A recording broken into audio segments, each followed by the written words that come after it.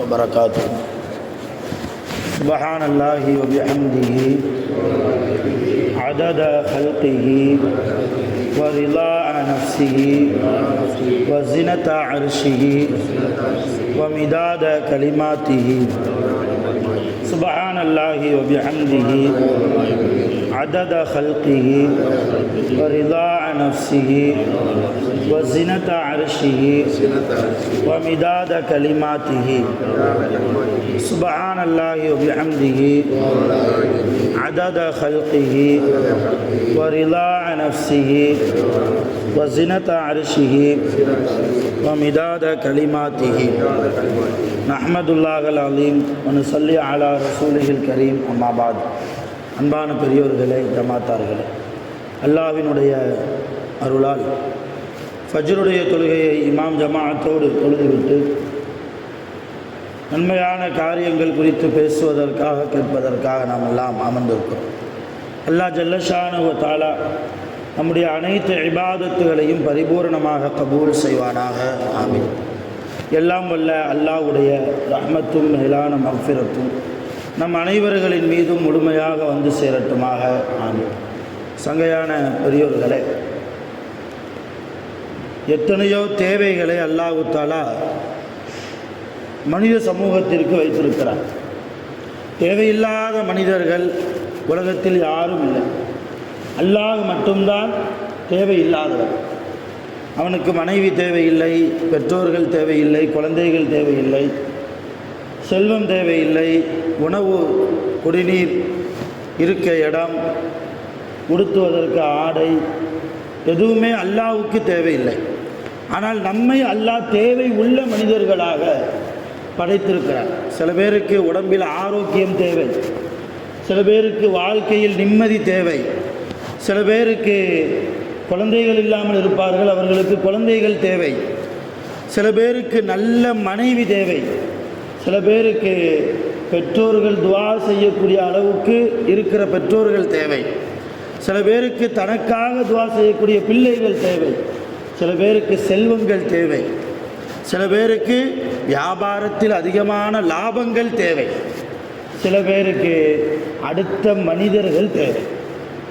அடுத்த மனிதர்களுடைய உள்ளத்தில் நான் இடம்பெற வேண்டுமே என்கிற தேவை, சில பேருக்கு அடுத்தவரிடத்தில் நல்ல பெயர் வாங்க வேண்டுமே என்கிற தேவை. இப்படி ஒவ்வொரு மனிதருக்கும் அல்லாஹ் தஆலா ஒவ்வொரு விதமான தேவைகளை வைத்திருக்கிறார். இப்போ நம்முடைய தேவைகளை நிவர்த்தி செய்து கொடுப்பது, பூர்த்தி செய்து தருவது அல்லாஹ்வை தவிர வேறு யாரும் கிடையாது. உங்களுடைய தேவையாக இருந்தாலும் என்னுடைய தேவையாக இருந்தாலும் நாம் அனைவர்களுமே யாரிடத்தில் தான் கேட்டாக வேண்டும்? அல்லாஹ்விடத்தில் மட்டும்தான் கேட்டாக வேண்டும். அடுத்த அடியார்களிடத்தில் அல்லாஹ்வுக்கும் மனிதர்களுக்கும் உண்டான வித்தியாசம், சில மனிதரிடத்தில் கேட்பதற்கு சில டைம் இருக்குது. எனக்கு ஏதாவது கொஞ்சம் காசு பணம் தேவை, நான் உங்கள்கிட்ட வந்து உதவி கேட்கணும்னு சொன்னால் சில டைம் இருக்குது. நீங்கள் எந்த டயத்தில் ஃப்ரீயாக இருப்பீங்க, எந்த டயத்துக்கு உங்கள் வீட்டுக்கு வந்தால் உங்களை பார்க்கலாம், சந்திக்கலாம், அதில் நீங்கள் கொடுக்குற நிலைமையில் இருக்கிறீங்களா, எல்லாம் யோசிக்கணும். நடுராத்திரி 12 மணிக்கு உங்கள் வீட்டு கதவை தட்டி எனக்கு ஒரு 10,000 ரூபா தேவைன்னா வாங்க அஜர்த்து உள்ளே உட்காருங்கன்னு உட்கார வச்சு காஃபி போட்டால் தருவீங்க. அஜர்த்துக்கு கேட்குறதுக்கு நேர காலம் இல்லையான்னு கேட்பாங்க, இல்லையா? தொடர்ந்து அந்த மாதிரியே நைட் நேரத்தில் போனால் அடுத்த நாள் போர்டு வச்சுருவார், நாய்கள் ஜாக்கிரதை அப்படின்னு என்ன செஞ்சுருவார், போர்டே வச்சுருவார். இப்போ இது மனிதர்களுடைய நிலைமை. ஆனால் அல்லாஹ்விடத்தில் கேட்பதற்கு நேர காலமே கிடையாது. எல்லா நேரத்திலும் அல்லாஹ்விடத்தில் கரமேந்தி கேட்கலாம், கேட்க வேண்டும் என்று அல்லாஹ் விரும்புகிறான். அதிலும் குறிப்பாக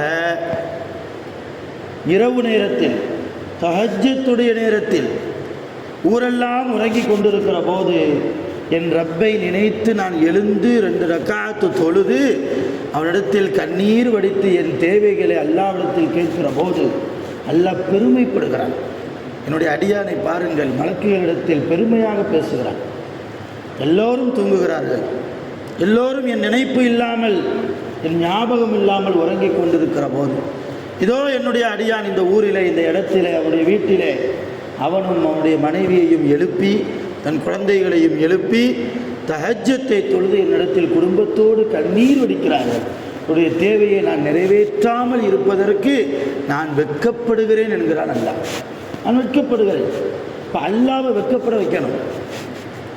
தஹஜ்ஜத்துடைய நேரத்தை பயன்படுத்தணும். நம்முடைய தேவைகளை அடுத்த மனிதத்தில் போய் சொல்கிறத விட அல்லாஹ்விடத்தில் சொல்லலாம். நம்முடைய மன கஷ்டங்களை அடுத்தவரிடத்தில் போய் சொல்லி புலம்புவதை விட அல்லாஹ்விடத்தில் என்ன செய்யணும்? சொல்லி புலம்பணும்.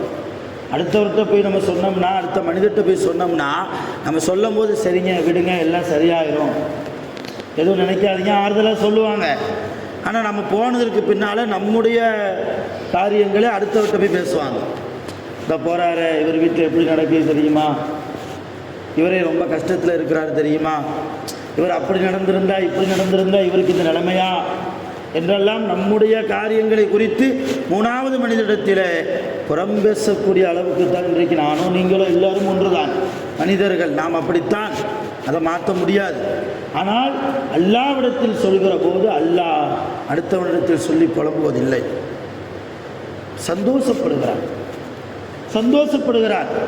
ஆறுதல் தேடுவதற்காக எத்தனையோ உறவுகளை இவனுக்கு நான் கொடுத்திருந்தும் கூட அந்த உறவுகளிடத்தில் போய் ஆறுதல் தேடாமல் என்னிடத்தில் என்னை தொழுது ஆறுதல் தேடுகிறானே, அல்லாஹ் ஆனந்தப்படுகிறான். வரலாறுல பார்க்குறோம், சையதுனா இப்ராஹிம் அலைஹிஸ்ஸலாம் அவங்களுடைய முதல் மனைவி சாரா, அவங்க பேர் சாரா.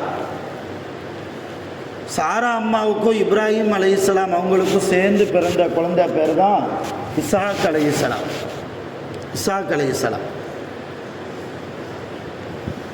சாரா அம்மாவை கூட்டிட்டு இப்ராஹிம் அலைஹிஸ்ஸலாம் ஒரு தடவை ஒரு நாட்டுக்கு போனாங்க.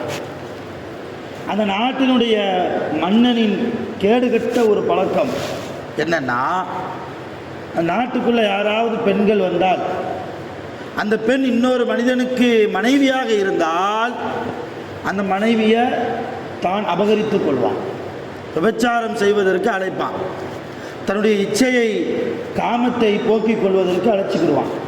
அந்த மாதிரி ஒரு மோசமான பழக்கம் அந்த மன்னிடத்தில் இருந்தது. இதை கேள்விப்பட்ட சையதுனா இப்ராஹிம் அலைஹிஸ்ஸலாம் தன் மனைவிட்ட சொல்கிறாங்க, இந்த மாதிரி ஒரு மன்னன் இருக்கிறான், அவன் இருக்கிற இடத்துக்கு தான் நம்ம போக போகிறோம்.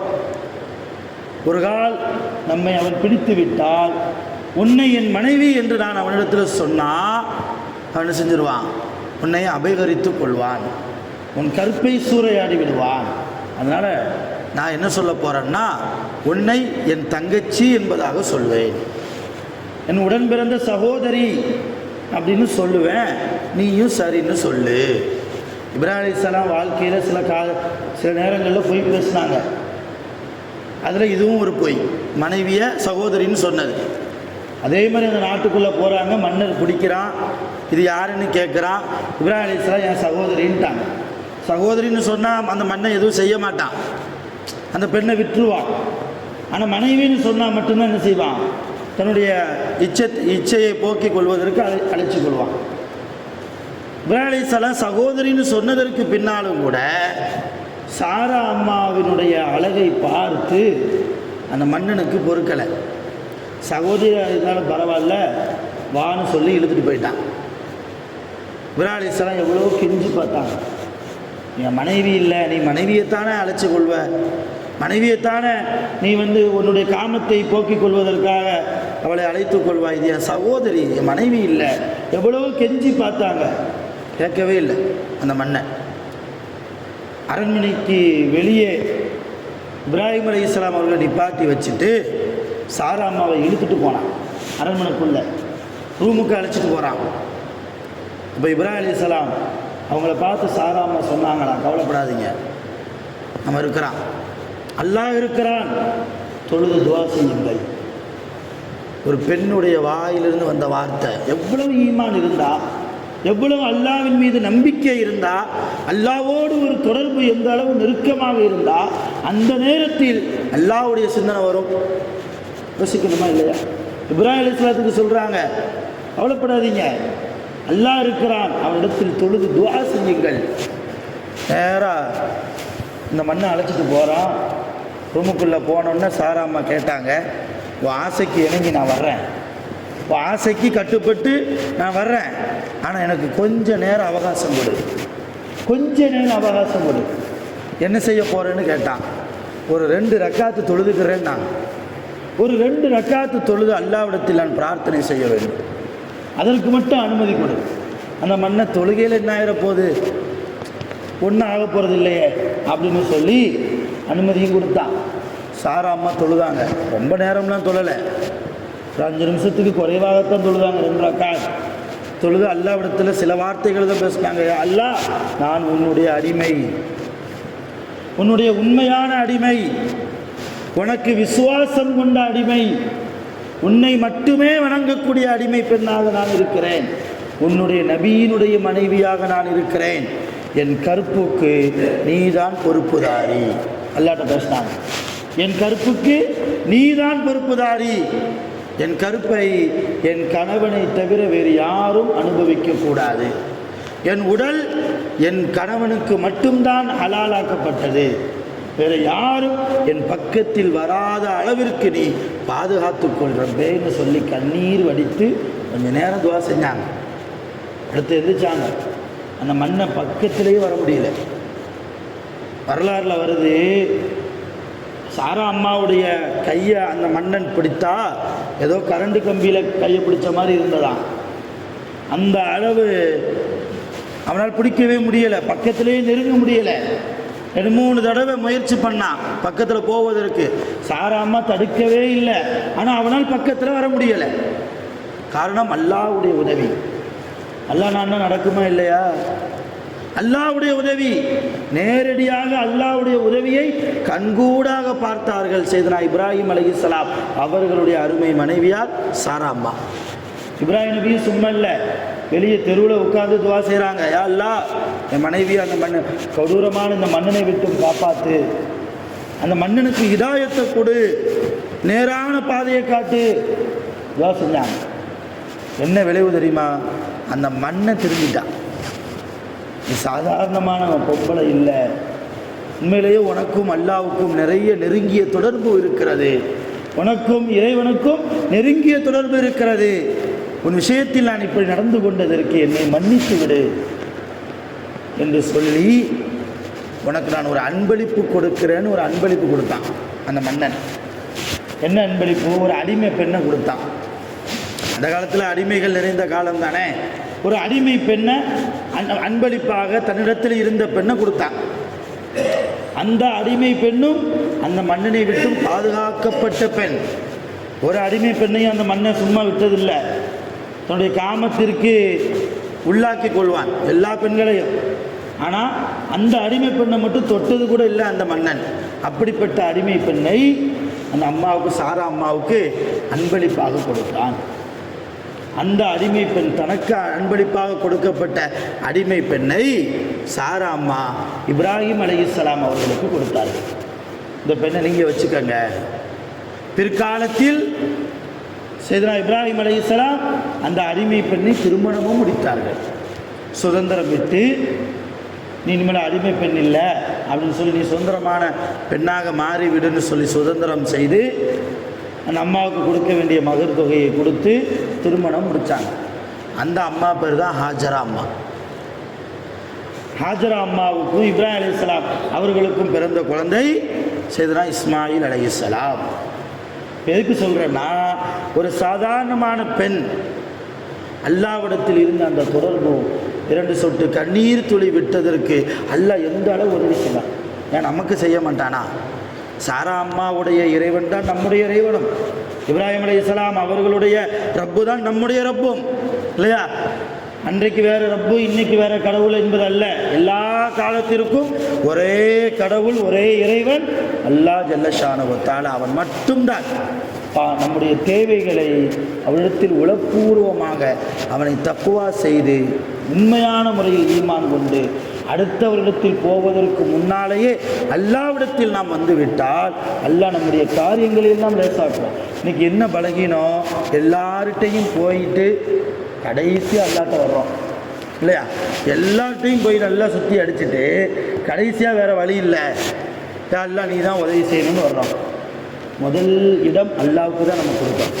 அது இன்பமாக இருந்தாலும் சரி, துன்பமான நேரத்திலும் சரி, எல்லா நேரத்திலும் படைத்த அல்லாஹுவிற்கே முதலிடம். அவன் அல்லாமல் அணுவும் அசையாது என்பதை ஈமான் கொண்டு நாம் இருக்கிறோம். லா ஹவுல வலா குவத்த இல்லா பில்லாஹ். அல்லாஹ்வை தவிர எந்த சக்தியும் எந்த ஆற்றலும் யாருக்கும் கிடையாது, எந்த மனிதருக்கும் கிடையாது. எனக்கு சக்தி இருக்குன்னா அது அல்லாஹ் கொடுத்த சக்தியாக தான் இருக்கணும் இல்லையா? எனக்கு அல்லாஹ் சக்தி ஆற்றலை கொடுக்காம சுயமாகவே என்னால் ஆற்றலை உருவாக்க முடியுமா? சுயமாகவே என்னால் பேச முடியுமா? இங்கே என்னை பேச வைப்பதும் அல்லாஹ்தான், உங்களை உட்கார வைத்து கேட்க வைப்பதும் அல்லாஹ்தான். எல்லா நாட்டமும் அவன் நாட்டப்படி தான் நடக்கிறது, எல்லா காரியங்களும் அவன் நாட்டப்படி தான் நடக்கிறது. இப்போ நம்முடைய வாழ்க்கையில் சோதனை வந்தாலும் அவன் நாட்டப்படி தான் வரும். இப்போ அவன் நாடிய சோதனையை அவன்தானே தீர்க்க வேண்டும், அவன் தந்த தேவையை அவன்தானே பூர்த்தி செய்ய வேண்டும். அப்போ அவன்கிட்ட தான் போகணும். அல்லாஹ்விடத்தில் இறைஞ்சி கேட்கக்கூடிய உண்மையான விசுவாசிகளாக, நல்ல அடியார்களாக, தக்குவா உடையவர்களாக, இஹ்லாஸ் நிறைந்தவர்களாக, பரிபூர்ணமான மூமினாக வல்ல ரஹ்மான் நம் அனைவர்களையும், நம்முடைய பெற்றோர்கள், நம்முடைய மனைவிமார்கள், குழந்தைகள், நம்முடைய குடும்பத்தார்கள், நம்முடைய ஜமாத்தார்கள், உலகத்தில் வாழ்கிற மூமினான முஸ்லிமான ஆண்கள் பெண்கள் அனைவர்களையும் வல்ல ரஹ்மான் ஆக்கி அருள்புரிவானாக. ஆஃபிரு தஅவானா அனில் ஹம்துலில்லாஹி ரப்பில் ஆலமீன். சுப்ஹானல்லாஹி வ பிஹம்திஹி, சுப்ஹானல்லாஹி வ பிஹம்திஹி, அஷ்ஹது அல்லா இலாஹ இல்லா அன்த அஸ்தக்ஃபிருக வ அத்தூபு இலைக். ஆமீன். சுப்ஹான ரப்பிக ரப்பில் இஸ்ஸத்தி அம்மா யசிஃபூன் வ ஸலாமுன் அலல் முர்ஸலீன் வல்ஹம்துலில்லாஹி ரப்பில் ஆலமீன். ஸல்லல்லாஹு அலா முஹம்மத் ஸல்லல்லாஹு அலைஹி வஸல்லம். ஸல்லல்லாஹு அலா முஹம்மத் ஸல்லல்லாஹு அலைஹி வஸல்லம். ஸல்லல்லாஹு அலா முஹம்மத் யா ரப்பி ஸல்லி அலைஹி வஸல்லம். அஸ்ஸலாமு அலைக்கும்.